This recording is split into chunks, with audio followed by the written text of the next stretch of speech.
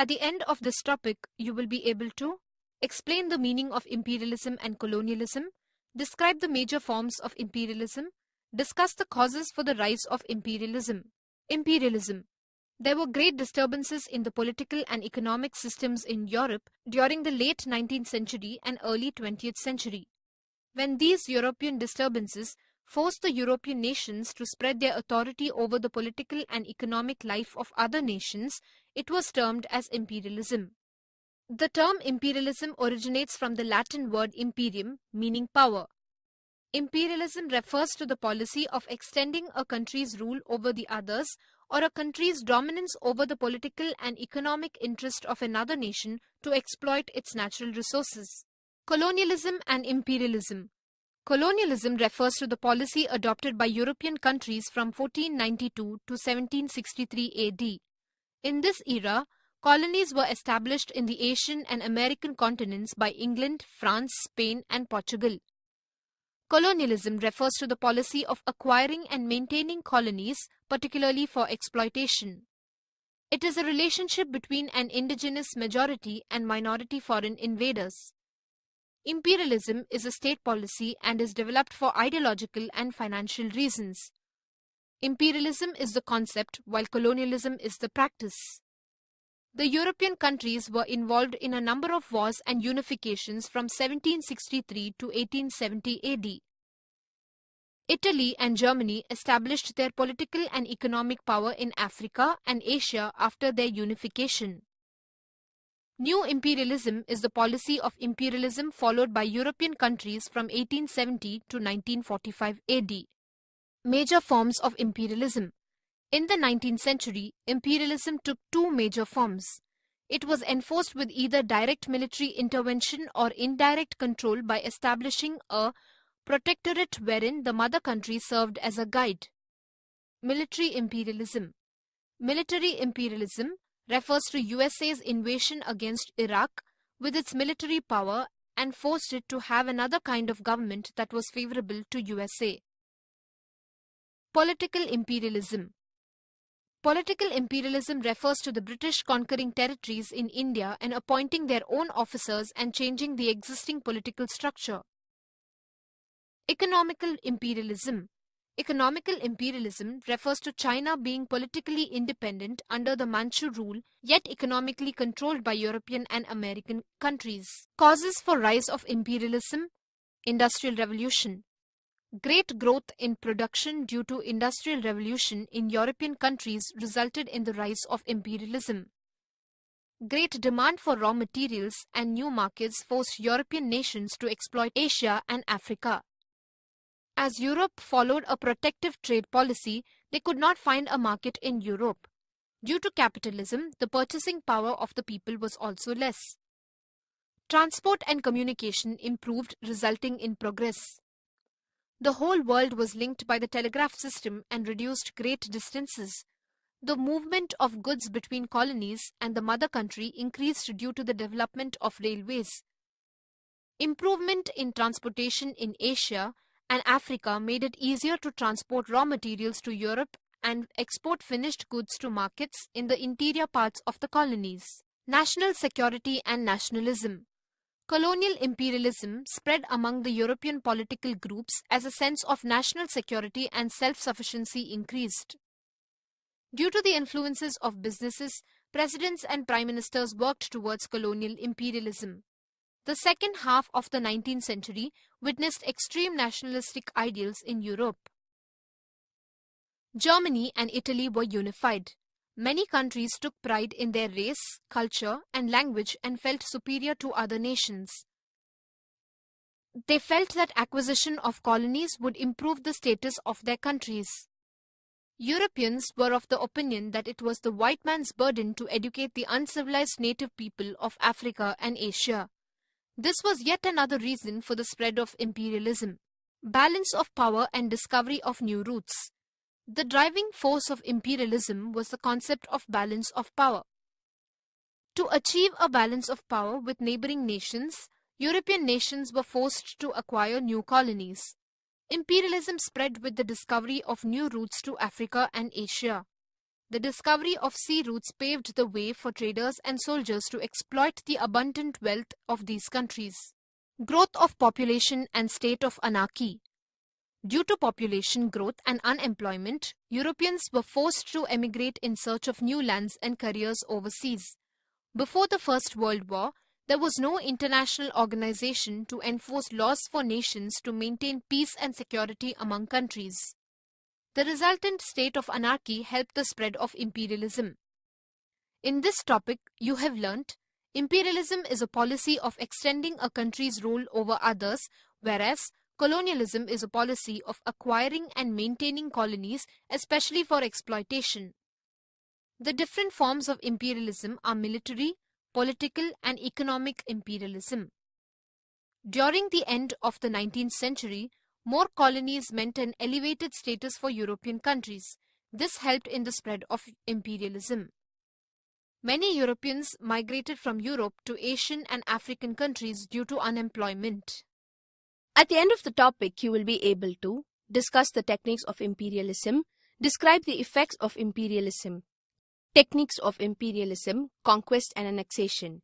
Numerous methods were adopted by the imperialists in order to establish themselves. The Spaniards, French and the British sent soldiers to distant lands. They overpowered the native chiefs, conquered their lands and formed colonies. This was called the method of conquest and annexation. Concession or franchise. Concession or franchise means acquiring sole rights to exploit the economic resources of a backward region by an aggressive agency. An example of this technique of imperialism is a group of German bankers and engineers who got a concession to build a long railroad known as the Baghdad Railway in Turkey. Leasehold.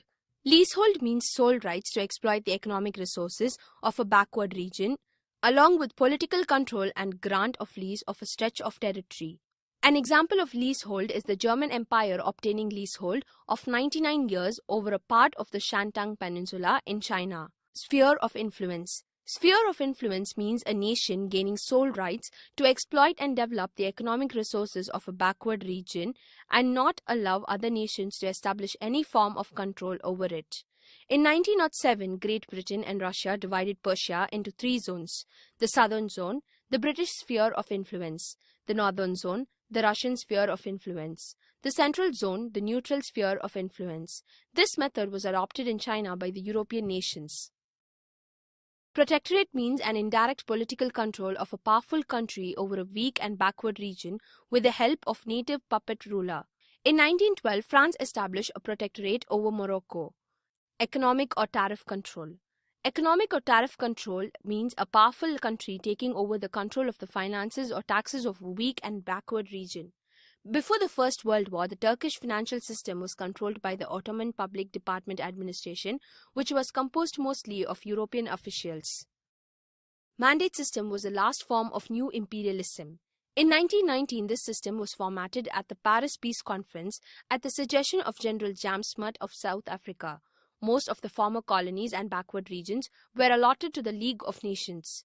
The League handed over these colonies to different nations, which were its agents or mandatories. Effects of imperialism. Positive effects of imperialism. Development of transport and communication facilities in weaker nations. Improvement in the education system. Better medical facilities and sanitation. Enhanced farming methods and improved food production. Decrease in death rate and overall development in the standard of living. Better discipline and unity. Negative effects of imperialism. Colonies were deprived of freedom and were exploited. Exploitation of natural resources. The colonies were used as providers of raw materials and markets for finished products. Poverty and unemployment due to the disappearance of indigenous industries. The traditional pattern of agriculture was changed and natives were forced to cultivate raw materials than food crops. The establishment of Western culture and education led to the loss of traditional culture. Destruction of some native races of Africa due to slave trade. The policy of racial discrimination was practiced in some colonies. In this topic, you have learnt several techniques were introduced for the growth of imperialism. They were conquest and annexation, concession or franchise, leasehold, sphere of influence, protectorate, economic or tariff control, and mandate system. Imperialism had both positive and negative effects. imperialism brought development to weaker nations. On the other hand, these colonies were exploited of their natural resources. At the end of the topic, you will be able to explain about imperialism in India and China, discuss the First and Second Opium War, describe the rebellion of Taiping and Boxer, analyze the end of imperialism. Imperialism in India. Imperialism in India started with a rivalry among native rulers rather than the motive of the British.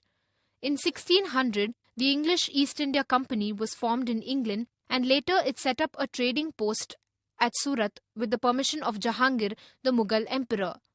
In exchange for English naval protection to the Mughal Empire, which faced Portuguese invasion, the Mughals granted Britain the right to trade and establish factories.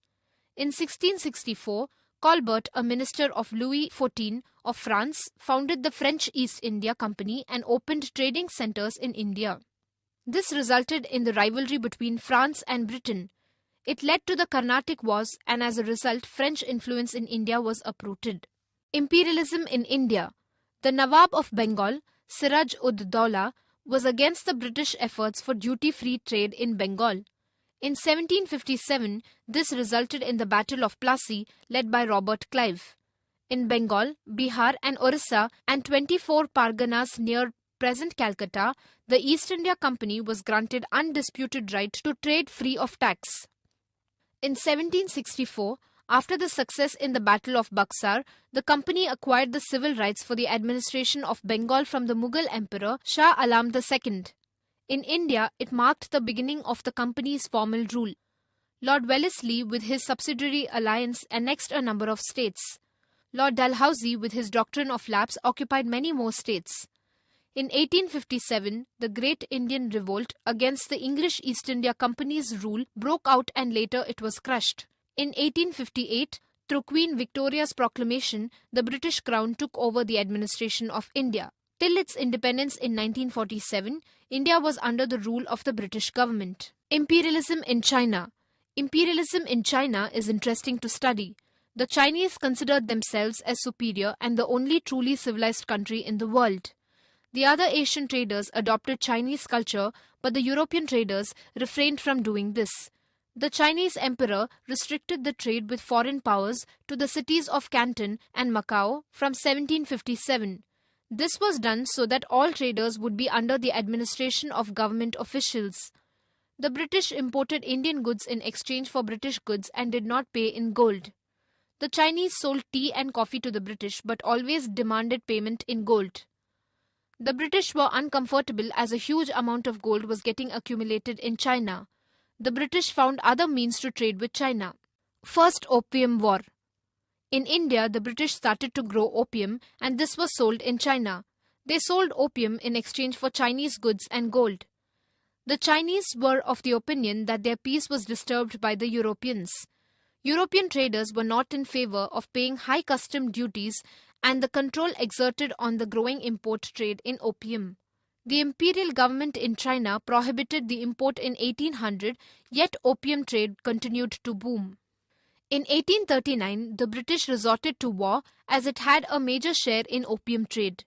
The war was known as the First Opium War. In 1842, the Treaty of Nanking was signed after the Chinese were defeated. According to the treaty, the Chinese had to give the island of Hong Kong to England. The British traders were allowed to trade from 5 ports. In criminal cases, extraterritorial jurisdiction was given to the English. Taiping Rebellion. The French, Americans and other foreign countries signed similar treaties with China. In 1854, the Chinese rebelled against the native Manchu kings and the foreigners. The rebellion was known as Taiping Rebellion, and the rebellion was suppressed. Second Opium War. More ports were demanded for trade by the foreigners, which were rejected by the Chinese government. In 1857, the British and French captured Canton, and this was known as the Second Opium War. In 1869, the Chinese were conquered and signed a treaty at Peking. The port of Kowloon was given to Britain, and more ports were opened for trade. Boxer Rebellion. In China, there was peace after the Second Opium War. In 1894, in the First Sino-Japanese War, China was defeated by Japan and the island of Formosa was given to Japan. The Chinese were angry with the Manchu ruler, Empress Dowager. Empress Dowager, known as Old Buddha, diverted the public anger that was against her on the foreigners. As a result, the Boxer Rebellion broke out when the Chinese youths turned their anger towards the foreign powers. In 1899, the British, French, German, Japanese and US settlements and all the Christians were attacked by the Boxers. End of imperialism. The Boxers were conquered by the joint army of the foreign powers and they marched to Peking, the capital of China. Empress Dowager fled the capital. The open door policy or Me Too policy was created by the United States of America and England. China was partitioned among the foreign powers for trade rights and China became an international colony. The lesson learnt in the Boxer Rebellion paved the way for the revolution of 1911. It brought an end to imperialism and the Republic of China was established under Dr. Sun Yat-sen. In this topic, you have learnt imperialism in India was started due to rivalry among the native rulers rather than the motive of the British. The Chinese considered themselves as superior and the only truly civilized country in the world. In 1839, the First Opium War was fought by the British against the Chinese. The Treaty of Nanking was signed in 1842. In 1854, the Chinese rebelled against the native Manchu kings and the foreigners which led to the Taiping Rebellion. Second Opium War was fought against China by Britain and France. Boxer Rebellion broke out when Empress Dowager made the Chinese youths turn their